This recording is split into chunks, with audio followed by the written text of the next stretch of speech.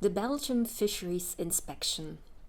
The Department of Agriculture and Fisheries is a member of the Belgian Coast Guard. All campaigns are based on the information included in regional specific actions at sea. The information is shared with EFCA, the European Fisheries Control Agency. For our campaigns at sea, we have partnerships with the Belgian Naval Component and the shipping company of the Flemish government.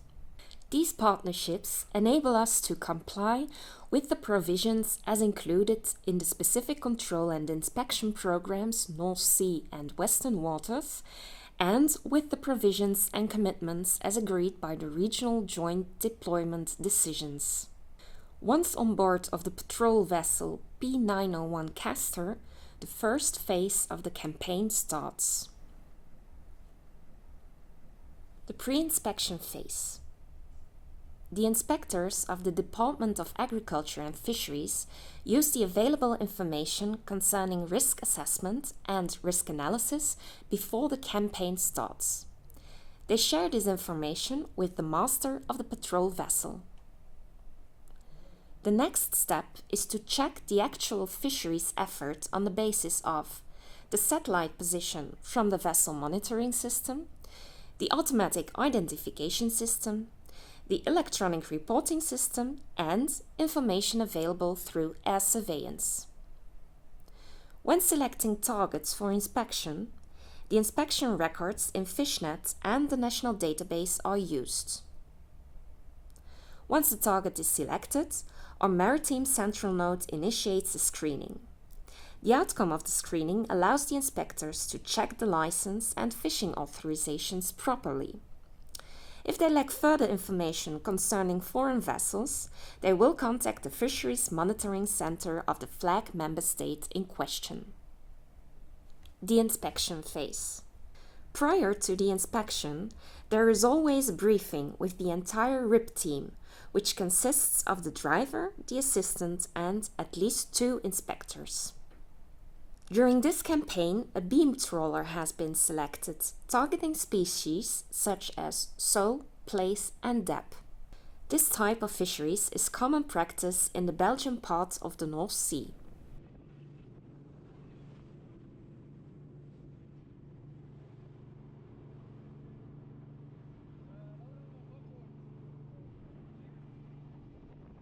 Before starting the pacing drill, the master of the fishing vessel is contacted using radio communication in order to know the ship's course. If necessary, the crew is asked for assistance to ensure a safe boarding on the leeward side. The idea is to get on board before the beam trawler has hauled its fishing gear. Once on the vessel, the inspectors enter the wheelhouse to identify themselves and to talk to the master of the fishing vessel. An inspection at sea has 4 different phases. 1. Fishing gear inspection. We wait until the crew has picked up the lifting strap before entering the deck to inspect the fishing gear. If any illegal gear is found, it will be confiscated.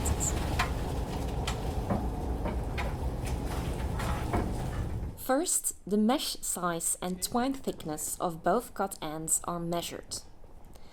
Second, when there is a strengthening bag, the circumference of the cut end and the strengthening bag are checked as well. Finally, all the mesh sizes of the different panels are measured.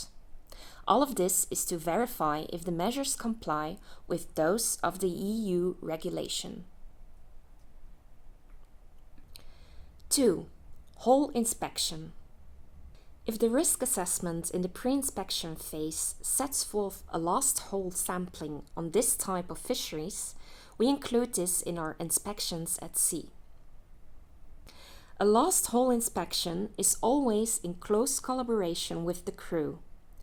The crew has to process the catch as they normally do during their entire trip. As soon as the conveyor belt stops, the inspectors sort out the discards. However, if there are species with a de minimis exemption that are not recorded in the electronic reporting system, The master is asked if they make use of this exemption. Both the master and the crew are also informed about the legal size catch of tag species they were not allowed to discard and that they have to store in the fish hold in order to comply with the landing obligation. The results of the last hole sampling are recorded in an additional inspection report and are part of the information shared with the flag member state authority and with the European Fisheries Control Agency. The authority of the flag member state can decide to execute a follow-up inspection. 3. Storage inspection. The next step is to verify if the amounts as recorded in the electronic reporting system are present in the fish hold. The inspectors verify the total stored amounts and do a sampling of the catch composition and the weight per box on multiple boxes. If this verification doesn't match with the reported amounts, a more thorough sampling of the fish hold is initiated. 4. Document inspection. The inspection ends with a check of the documents, usually in the wheelhouse. The results of the inspection are shared with the master of the fishing vessel, who will receive a copy of the inspection report and the last hole report, in accordance with the provisions of the EU regulation. The post-inspection phase. When the mission has come to an end, the inspectors disembark and return to the fisheries patrol vessel. Afterwards, there is always a debriefing with the master of the patrol vessel. The results of the inspections are uploaded into Fishnet and in the national database. In case of suspected infringements, the inspector will drop the official report and send it to the public prosecutor's office.